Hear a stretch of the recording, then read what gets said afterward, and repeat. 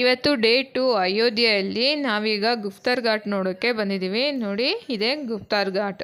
ಇದಾದಮೇಲೆ ನಾವು ನಂದಿಗ್ರಾಮ, ಸೂರಜ್ ಕುಂಡ್, ಮಣಿಪರ್ವತ ಮತ್ತು ದಶರಥ ಸಮಾಧಿ ನೋಡೋಕ್ಕೆ ಹೋಗ್ತೇವೆ. ಇದನ್ನೆಲ್ಲ ನೋಡಬೇಕು ಅಂತಂದರೆ ಒಂದು ಆಟೋ ಅಥವಾ ಕ್ಯಾಬನ್ನು ಬುಕ್ ಮಾಡಿಕೊಂಡು ಹೋಗಬೇಕಾಗತ್ತೆ.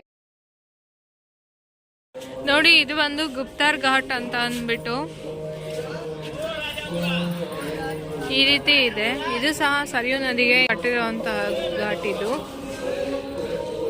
ನೋಡಿ, ನಿಮಗೆ ಈ ಕಡೆ ತಿರುಗಿದ್ರೆ ಸರಿಯೂ ನದಿ ಕಾಣುತ್ತೆ. ಇಲ್ಲೂ ಸಹ ರಾಮರ ಮಂದಿರ ಇದೆ.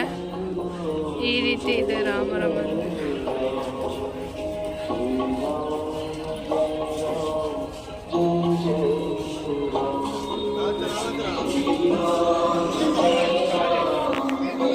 ಇಲ್ಲಿ ಮಕ್ಕಳು ಆಡೋದಕ್ಕೆ ಅಂತ ಅಂದ್ಬಿಟ್ಟು ಈ ಥರ ಕಾರಿನ ಫೆಸಿಲಿಟಿ, ಈ ಘಾಟಲ್ಲಿ ಸ್ನಾನ ಮಾಡಿ ಸರಿಯೂ ನದಿನಲ್ಲಿ ಬಂದು ಬಟ್ಟೆನ ಬದಲಾಯಿಸ್ಕೊಳ್ಳೋಕೆ ಈ ರೀತಿ ರೂಮಿನ ವ್ಯವಸ್ಥೆ ಸಹ ಮಾಡಲಾಗಿದೆ.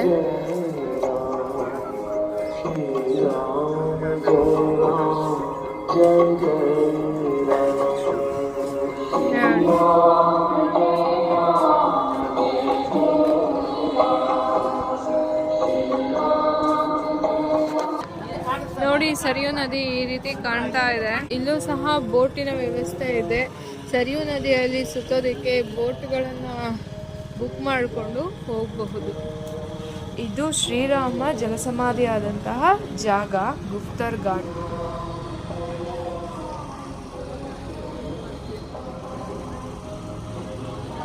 ಇದು ಒಂದು ಭರತ್ ಗುಫಾ ಮಂದಿರ ಅಂತ ಹೇಳಿ ನಂದಿಗ್ರಾಮದಲ್ಲಿ ಇರುವಂತಹದ್ದು. ಏನಪ್ಪ ಈ ಭರತ್ ಗುಫಾ ಮಂದಿರ ವಿಶೇಷ ಅಂತ ಅಂದರೆ, ರಾಮ 14 ವರ್ಷಗಳ ಕಾಲ ವನವಾಸಕ್ಕೆ ಅಂತ ಹೋದಾಗ ಭರತ ಅಯೋಧ್ಯೆಯಲ್ಲಿ ರಾಜ್ಯಭಾರವನ್ನು ಮಾಡದೆ ಈ ನಂದಿಗ್ರಾಮದಲ್ಲಿ ಇದ್ಕೊಂಡು ಅಯೋಧ್ಯೆಯ ಎಲ್ಲ ಕಾರ್ಯಗಳನ್ನು ನಿರ್ವಹಿಸ್ತಾ ಇದ್ರು. ಅಷ್ಟೇ ಅಲ್ಲ, ಹನುಮಂತ ಸಂಜೀವನಿ ಬೆಟ್ಟವನ್ನು ಎತ್ಕೊಂಡು ಹೋಗ್ತಾ ಇರಬೇಕಾದ್ರೆ ದಾರಿ ಮಧ್ಯದಲ್ಲಿ ಅಡ್ಡ ಹಾಕಿ ಆ ಬೆಟ್ಟನ ಕೆಳಗೆ ಇಳಿಸೋ ಹಂಗೆ ಮಾಡಿದ್ದು ಭರತ. ಅದು ಸಹ ಇಲ್ಲೇ ಹನುಮಾನ್ ಮತ್ತು ಭರತ ಇಬ್ಬರು ಸಹ ಸೇರಿದಂತಹ ಜಾಗ ಇದು. ನೋಡಿ, ಇಲ್ಲಿ ಹನುಮಂತ ಮತ್ತು ಭರತ ಅವರ ಸಮ್ಮಿಲನ ಅಂತ ಅಂದ್ಬಿಟ್ಟು ಈ ರೀತಿ ಒಂದು ವಿಗ್ರಹನ ಮಾಡಿದ್ದಾರೆ. ಭರತ ಹನುಮ ತಬ್ಕೊಂಡಿರುವಂತಹ ವಿಗ್ರಹ ಇದು.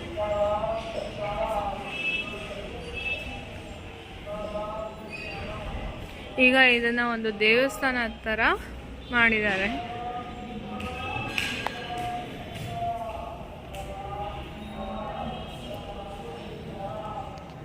ಇದು ಆಲದ ಮರ. ಈ ಮರದ ಹತ್ರನೇ ಹನುಮಂತ ಮತ್ತೆ ಭರತ ಇಬ್ರು ಸಹ ಭೇಟಿಯಾಗಿದ್ದಂತಹ ಜಾಗ ಇದು. ಅದಕ್ಕೆ ಇದನ್ನ ಭರತ್ ಗುಫಾ ಅಂತ ಕರೀತಾರೆ. ನೋಡಿ, ಹಾಗೆ ಸ್ವಲ್ಪ ಆಲದ ಮರದಿಂದ ಮುಂದೆ ಬಂದ್ರೆ ಇಲ್ಲಿ ಒಂದು ಗುಫಾ ತರ ಕಾಣಿಸುತ್ತೆ. ಇಲ್ಲಿ ಭರತನ ಮೂರ್ತಿ ಮತ್ತೆ ಭರತನ ಒಂದು ಪಾದುಕೆ ಸಹ ಇಟ್ಟಿದ್ದಾರೆ. ನಾವು ಅದನ್ನು ಸಹ ಇಲ್ಲಿ ಕಾಣ್ಬೋದು. ನಾವು ಭರತ್ ಗುಫಾ ಮಂದಿರದಿಂದ ಒಂದು 150 ಮೀಟರ್ ಹೀಗೆ ಮುಂದೆ ಬಂದರೆ ನಮಗೆ ಈ ಭರತ್ ಕುಂಡ್ ಅನ್ನೋದು ಸಿಗತ್ತೆ. ಭರತ ಇಲ್ಲೇನೆ 14 ವರ್ಷಗಳ ಕಾಲ ಶ್ರೀರಾಮನಿಗೋಸ್ಕರ ಕಾಯ್ತಾ ಇದ್ದಂತಹ ಜಾಗ ಇದು.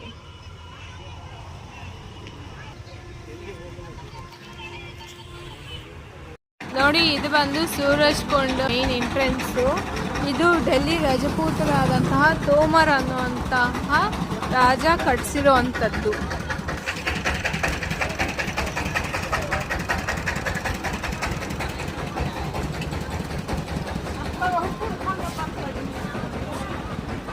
ಒಳಗೆ ಬಂದರೆ ಈ ರೀತಿ ಇದೆ. ಅದೇ ಸೂರಜ್ ಕುಂಡ್ ಅಂತ.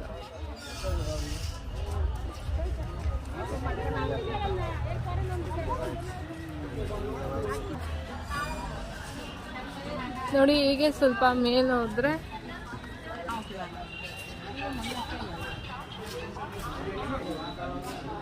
ಮೇಲೆ ಬಂದರೆ ಇಲ್ಲೊಂದು ದೇವಸ್ಥಾನ ಇದೆ.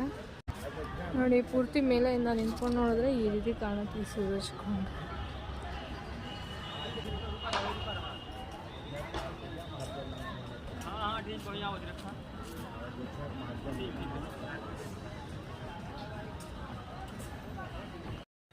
ನೋಡಿ, ಇದು ಬಂದು ದಶರಥ ಸಮಾಧಿ ಅಂತ.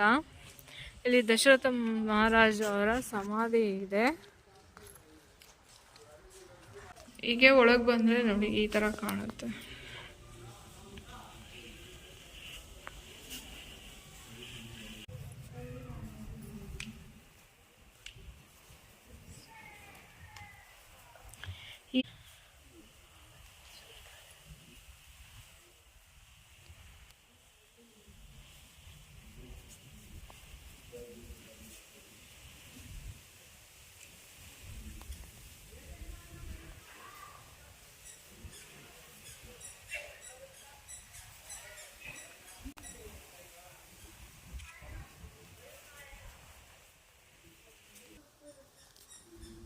ಹಾಕಿದ್ದಾರೆ ಚಕ್ರವರ್ತಿ ಸಾಮ್ರಾಟ್ ಮಹಾರಾಜ ದಶರಥ ಸಮಾಧಿ ಸ್ಥಳ ಅಂತ ಅಂದ್ಬಿಟ್ಟು ವಿಲ್ವಹರಿ ಘಾಟ್ ಅಂತ ಕರೀತಾರೆ. ಅಯೋಧ್ಯದಲ್ಲಿ ಇದಕ್ಕೆ.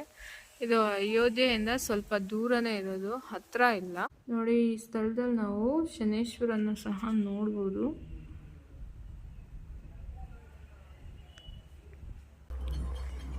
ನೋಡಿ, ಇದು ದಶರಥ ಮಹಾರಾಜರ ಸಮಾಧಿ.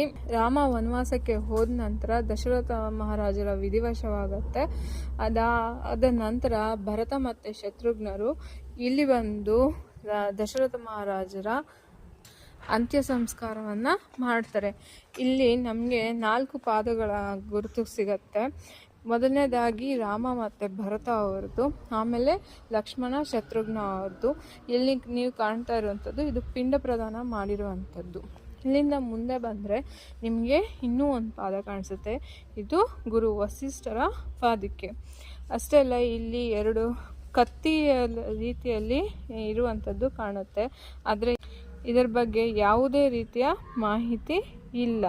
ಇಲ್ಲಿನ ಮತ್ತೊಂದು ವಿಶೇಷ ಏನಪ್ಪ ಅಂತ ಅಂದರೆ, ಯಾರೇ ಆಗಲಿ ಶನಿವಾರದ ದಿನ ಬಂದು ಇಲ್ಲಿ ಶನಿದೇವರಿಗೆ ಅಂತ ಅಂದ್ಬಿಟ್ಟು ಈ ರೀತಿ ಕರಿ ಎಳ್ಳು, ಅಕ್ಕಿ, ಎಳ್ಳೆಣ್ಣೆ ಈ ರೀತಿಯ ವಸ್ತುಗಳನ್ನು ಇಲ್ಲಿ ಇಟ್ಟು ನಮಸ್ಕಾರ ಮಾಡಿ ಹೋದರೆ ಇಲ್ಲಿ ಶನಿಯ ಪ್ರಭಾವ ಕಡಿಮೆ ಆಗುತ್ತೆ. ಅಂದರೆ ಯಾವುದೇ ರೀತಿಯ ತೊಂದರೆಗಳು ಉಂಟಾಗುವುದಿಲ್ಲ ಅಂತ ಅಂದ್ಬಿಟ್ಟು ಹೇಳ್ತಾರೆ. ದಶರಥ ಮಹಾರಾಜರಿಗೆ ಶನಿದೇವರು ನೀಡಿರುವಂತಹ ವರ ಇದು. ಈ ಸ್ಥಳದ ಹೆಸರು ಬಂದು ಮಣಿಪರ್ವತ ಅಂತ ಹೇಳಿ. ಏನಪ್ಪ ಈ ಸ್ಥಳದ ವಿಶೇಷ ಅಂತ ಅಂದರೆ, ಹನುಮಂತ ಸಂಜೀವಿನಿ ಬೆಟ್ಟವನ್ನು ಎತ್ಕೊಂಡು ಹೋಗ್ತಾ ಇರಬೇಕಾದ್ರೆ ಭರತ ಯಾರೋ ಎದುರಾಳಿಗಳು ತಮ್ಮ ಮೇಲೆ ಯುದ್ಧಕ್ಕೆ ಬರ್ತಿದ್ದಾರೆ ಅಂತ ತಪ್ಪು ತಿಳುವಳಿಕೆಯಿಂದ ಬಿಲ್ಲಿನಿಂದ ಹನುಮನ ಮೇಲೆ ಪ್ರಹಾರ ಮಾಡ್ತಾರೆ. ಆ ಸಮಯದಲ್ಲಿ ಹನುಮಂತ ಕೆಳಗೆ ಬಿದ್ದಂಥ ಸ್ಥಳನೇ ಮಣಿಪರ್ವತ. ಮಣಿಪರ್ವತದ ಮೇಲೆ ಮಣಿ ಮಹಾರಾಜ್ ಮತ್ತು ರಾಮ, ಸೀತೆ, ಲಕ್ಷ್ಮಣ 3 ಜನ ಇರುವಂಥ ಒಂದು ಪುಟ್ಟ ಮಂದಿರ ಇದೆ. ಇಲ್ಲಿ ಹೋಗಬೇಕು ಅಂತಂದರೆ ನಾವು ಸುಮಾರು 100 ಮೆಟ್ಟಿಲುಗಳು ಇರುತ್ತೆ. ಇದನ್ನು ಹತ್ತುಕೊಂಡು ಮೇಲಕ್ಕೆ ಹೋಗಬೇಕಾಗತ್ತೆ. ನೋಡಿ, ಈ ಮೆಟ್ಲಿಗಳನ್ನ ಹತ್ಕೊಂಡು ಮೇಲೆ ಬಂದರೆ ಈ ರೀತಿ ಇದೆ. ಇಲ್ಲಿ ಮಂದಿರ್ ಶ್ರೀ ಮಣಿ ಭಗವಾನ್ ಕಾ ದರ್ಶನ್ ಅಂತ ಹಾಕಿದ್ದಾರೆ. ಇಲ್ಲೊಂದು ಪುಟ್ಟ ಹನುಮಂತ ಇದ್ದಾರೆ.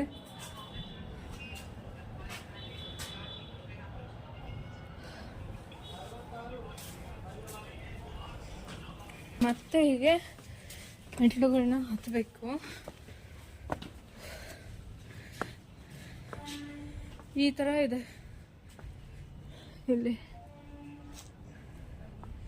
ಇಲ್ಲಿಂದ ನಾವು ಕೆಳಗಡೆ ವ್ಯೂನ ಸಹ ನೋಡಬಹುದು.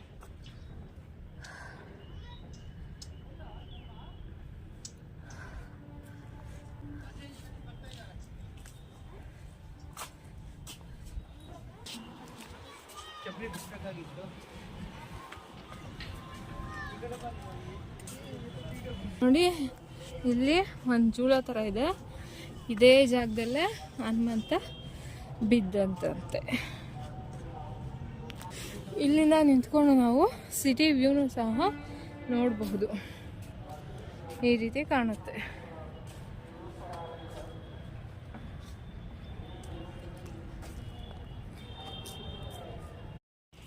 ನೋಡಿ, ನೀವೀಗ ನೋಡ್ತಾ ಇರೋವಂಥದ್ದು ಮಹರ್ಷಿ ವಾಲ್ಮೀಕಿ ಇಂಟರ್ನ್ಯಾಷನಲ್ ಏರ್ಪೋರ್ಟ್. ಇದು ಔಟ್ಸೈಡ್ ಈ ಥರ ಇದೆ.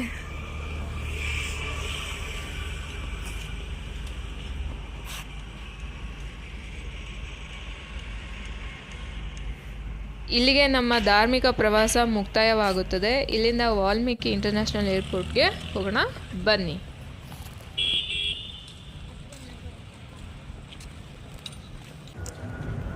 ನೋಡಿ, ಬರ್ತಾ ಬರ್ತಾ ಈ ರೀತಿ ಕಾಣಿಸುತ್ತೆ ಇದು.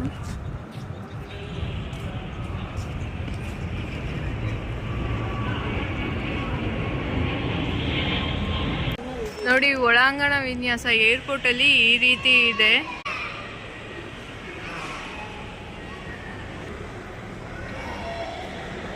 ನೋಡಿ, ಇಲ್ಲಿ ರಾಮ ಬಿಲ್ ಮುರಿದಿದ್ದು, ರಾಮ ವಿದ್ಯೆಯನ್ನು ಕಲ್ತಿದ್ದು, ಹಾಗೆ ಸೀತೆಯನ್ನ ಮದುವೆ ಆಗಿದ್ದು ಪ್ರತಿಯೊಂದನ್ನು ಇಲ್ಲಿ ಡ್ರಾ ಮಾಡಲಾಗಿದೆ.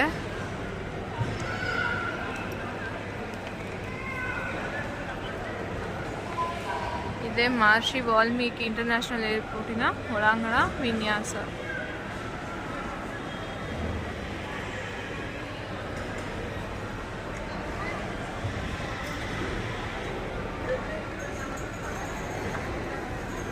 ಹೀಗೆ ಮುಂದಕ್ಕೆ ಹೋದರೆ ನಮಗೆ ಚೆಕ್ ಇನ್ ಆಗಿ ಒಳಗಡೆ ಬಂದಮೇಲೆ ನಮ್ಮ ಅಯೋಧ್ಯ ಏರ್ಪೋರ್ಟ್ ಈ ರೀತಿ ಇದೆ ಒಳಗಿನ ವಿನ್ಯಾಸ. ನಿಮಗೆ ಬೇಕಾದಂತಹ ಸ್ವೀಟ್ಸ್ ಸಿಗುತ್ತೆ ಇಲ್ಲಿ. ಕೆಫೆಲಿಯಾ ಅಂತ ಅಂದ್ಬಿಟ್ಟು ಕಾಫಿ ಟೀ ಸಿಗುತ್ತೆ. ಮತ್ತು ಇಲ್ಲೊಂದು ಬ್ಯಾಗ್ದಿಂದ ಅಂಗಡಿ ಇದೆ. ಏನಾದರೂ ಪರ್ಚೇಸ್ ಮಾಡೋ ಅಂಗಡಿ ಇದ್ದರೆ ಶಾಪಿಂಗ್ ಮಾಡ್ಬೋದು ಇಲ್ಲಿ. ಅಷ್ಟೇ ಅಲ್ಲ, ಮೇಲ್ಗಡೆಗೆ ಒಂದು ಕ್ಯಾಶುವಲ್ ಡೈನಿಂಗ್ ರೆಸ್ಟೋರೆಂಟ್ ಅಂತ ಸಹ ಇದೆ. ಇಲ್ಲಿ ಊಟ ತಿಂಡಿ ಎಲ್ಲ ನಿಮಗೆ ಅವೈಲೇಬಿಲಿಟಿ ಸಿಗತ್ತೆ. ಇಲ್ಲೂ ಬಂದು ನಿಮಗೆ ಬೇಕಾದನ್ನು ತಗೋಬಹುದು. ನೋಡಿ, ಇದು Akasa air Delhi aeroplane take off ಆಗೋದಕ್ಕೆ ರೆಡಿ ಆಗ್ತಾ ಇದೆ ಈಗ.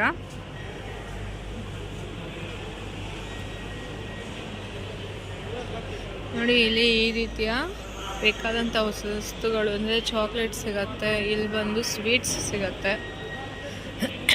ಹೀಗೆ ನಾವು ಮೆಟ್ಲತ್ಕೊಂಡು ಮೇಲೆ ಹೋದರೆ ಫುಡ್ ಕೋರ್ಟ್ ಇದೆ. ನೋಡಿ, ಇದು ಏರ್ಪೋರ್ಟಲ್ಲಿ ಒಳಗೆ ಚೆಕ್ ಇನ್ ಆಗಿ ಬಂದ ಮೇಲೆ ನಮಗೆ ಸಿಗುವಂತಹ ಚಿತ್ರಗಳು. ಇದೇನು ಅಂತಂದರೆ ಹನುಮಾನನ ಜೀವನ ಚರಿತ್ರೆನ ಇಲ್ಲಿ ಚಿತ್ರಿಸಲಾಗಿದೆ.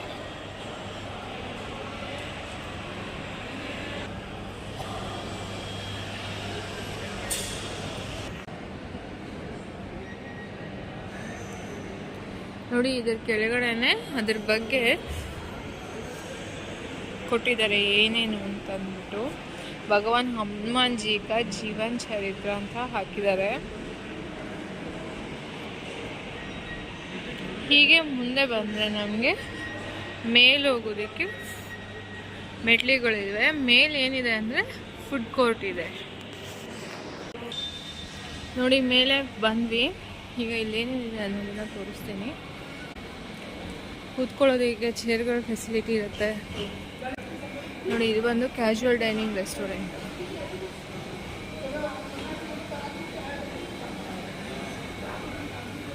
ನಿಮಗೆ ಇಲ್ಲಿ ದೋಸೆ, ಇಡ್ಲಿ, ಪೂರಿ ಎಲ್ಲ ರೀತಿಯ ತಿಂಡಿನೂ ಸಿಗುತ್ತೆ.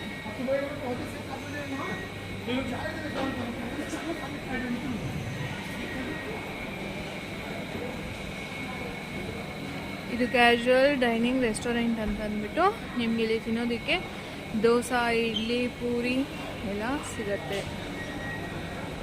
ನಾರ್ತ್ ಇಂಡಿಯನ್ ಐಟಮ್ಸ್ ಏನು ಬೇಕಾದ್ರೂ ಇಲ್ಲಿ ಸಿಗುತ್ತೆ. ಇದು ಬಂದು ಕೋಸ್ಟಾ ಕಾಫಿ ಅಂತ ಹೇಳಿ. ಅಂದರೆ ಇಲ್ಲಿ ನಿಮಗೆ ಕೇಕ್ ಸಿಗುತ್ತೆ, ಕುಕ್ಕೀಸ್ ಸಿಗುತ್ತೆ, ಅದ್ರ ಜೊತೆಗೆ milk shake, coffee, tea, ice cream ಎಲ್ಲನೂ ಸಿಗುವಂಥ ಜಾಗ. ಇಲ್ಲೂ ಸಹ ನಿಮಗೆ ಕೂತ್ಕೊಳ್ಳೋದಕ್ಕೆ ಸಾಕಷ್ಟು ಚೇರ್ಸ್ಗಳನ್ನು ಹಾಕಿದ್ದಾರೆ.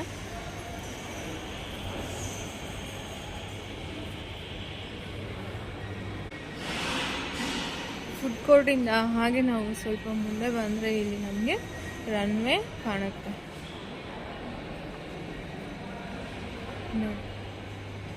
ಇದೇ ಅಯೋಧ್ಯ ಏರ್ಪೋರ್ಟಿನ ರನ್ವೇ.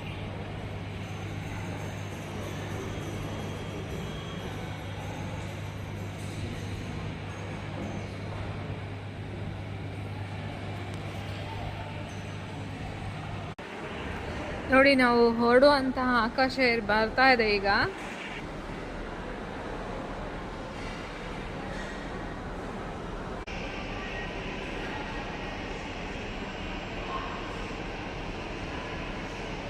ನಾವು ಅಯೋಧ್ಯ ಟು ಬ್ಯಾಂಗ್ಳೂರ್ಗೆ 1 ತಿಂಗಳ ಮುಂಚೆನೇ ಟಿಕೆಟ್ ಬುಕ್ ಮಾಡಿದ್ವಿ. ಪರ್ ಹೆಡ್ 6000 ರುಪೀಸ್ ಆಯಿತು ಟಿಕೆಟಿಗೆ.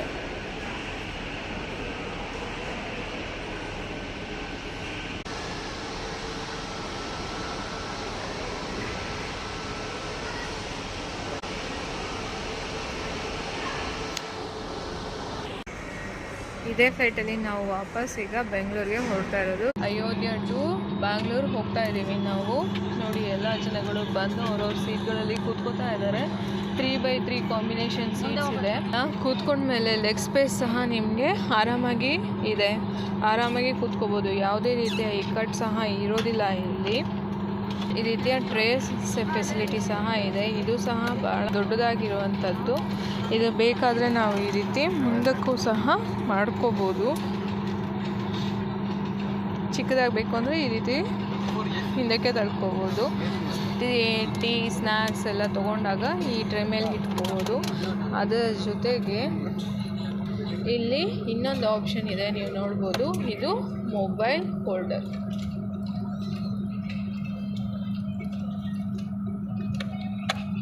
ಮೊಬೈಲನ್ನು ಸ್ಟ್ಯಾಂಡ್ ಮಾಡಿ ಮೂವಿ ಸೀರಿಯಲ್ ನೋಡಿ ಈ ಥರ ಇಟ್ಕೊಂಡು ನೋಡುವಂತಹ ಮೊಬೈಲ್ ಹೋಲ್ಡರ್ ಇದು.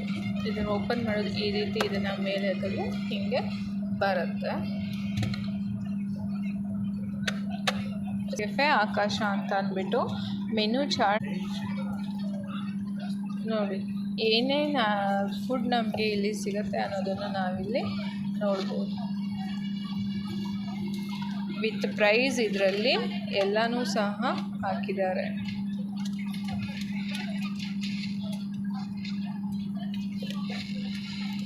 ಯಾವ್ಯಾವ ಐಟಮ್ಸ್ ನಮಗೆ ಸಿಗುತ್ತೆ ಅನ್ನೋದನ್ನು ಇಲ್ಲಿ ಹಾಕಿದ್ದಾರೆ.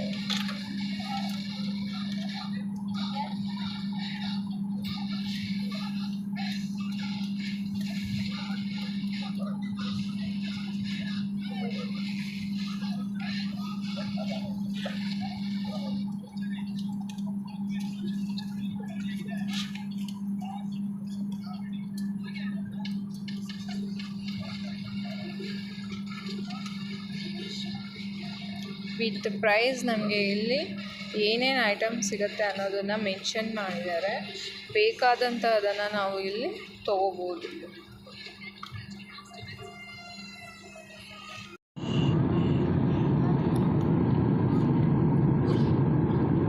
ನಾವೀಗ ಕೆಳಗಡೆಗೆ ಇಳಿತಾ ಇದ್ದೀವಿ. ನೋಡಿ ಯಾವ ರೀತಿ ಇದೆ, ಕೆಳಗಡೆಗೆ ಹೋಗ್ತಾ ಹೋಗ್ತಾ ವ್ಯೂ ನೋಡಿ ಯಾವ ರೀತಿ ಕಾಣಿಸ್ತಿದೆ ಅಂತ.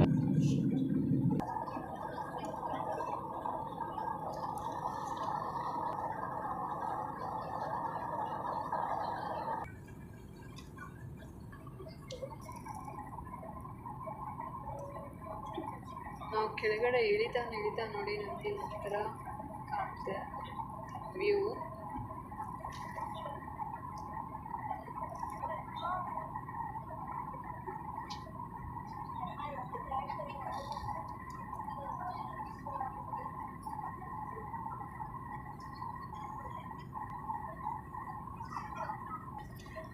ಕೆಳಗಡೆ ಬರ್ತಾ ಬರ್ತಾ ಫುಲ್ ಎಲ್ಲನೂ ಎಷ್ಟು ಕ್ಲಿಯರಾಗಿ ಕಾಣೋದಕ್ಕೆ ಶುರುವಾಗಿದೆ.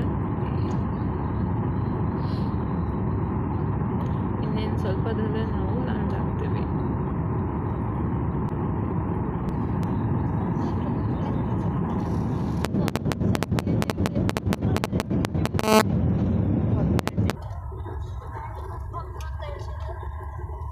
ನೋಡಿ, ನಿಮಗೆ ಇಲ್ಲೊಂದು ರೆಡ್ ಕಲರ್ ಬಿಲ್ಡಿಂಗ್ ಕಾಣ್ತಿರ್ಬೋದು. ಇದು ಟರ್ಮಿನಲ್ 2, ಬ್ಯಾಂಗ್ಳೂರದ ಟರ್ಮಿನಲ್ 2 ಏರ್ಪೋರ್ಟ್ ಇದು. ಇಲ್ಲೆಲ್ಲನೂ ಇಂಟರ್ನ್ಯಾಷನಲ್ ಫ್ಲೈಟ್ಸ್ ಹೋಗುವಂಥದ್ದೆ. ನಾವೀಗ ಟರ್ಮಿನಲ್ 1ಗೆ ಹೋಗ್ತಾ ಇದ್ದೀವಿ. ನೋಡಿ ಇದೇನೆ ಟರ್ಮಿನಲ್ 2 T2.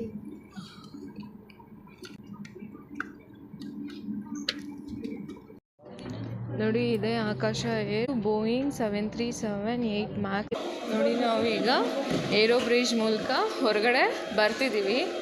ಇದು ಆಕಾಶಕ್ಕೆ ಅಟ್ಯಾಚ್ ಇರುವಂಥ ಏರೋ ಬ್ರಿಡ್ಜ್.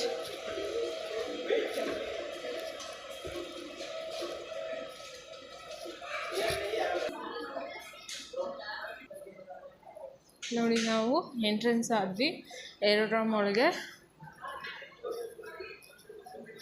ಇಲ್ಲಿಗೆ ನಮ್ಮ ಯಾತ್ರೆ 6 ದಿನಗಳ ಯಾತ್ರೆ ಮುಕ್ತಾಯ ಆಗತ್ತೆ. ಎಲ್ಲರಿಗೂ ಇಷ್ಟ ಆಗಿತ್ತು ಅಂತಂದರೆ ಈ ವಿಡಿಯೋ ಲೈಕ್ ಮಾಡಿ ಮತ್ತು ಸಬ್ಸ್ಕ್ರೈಬ್ ಮಾಡಿ. ಏನಾದ್ರೂ ತಪ್ಪಿತ್ತು ಅಂದರೆ ಕಮೆಂಟ್ ಮಾಡೋದ್ರ ಮೂಲಕ ತಿಳಿಸಿ. Thank you.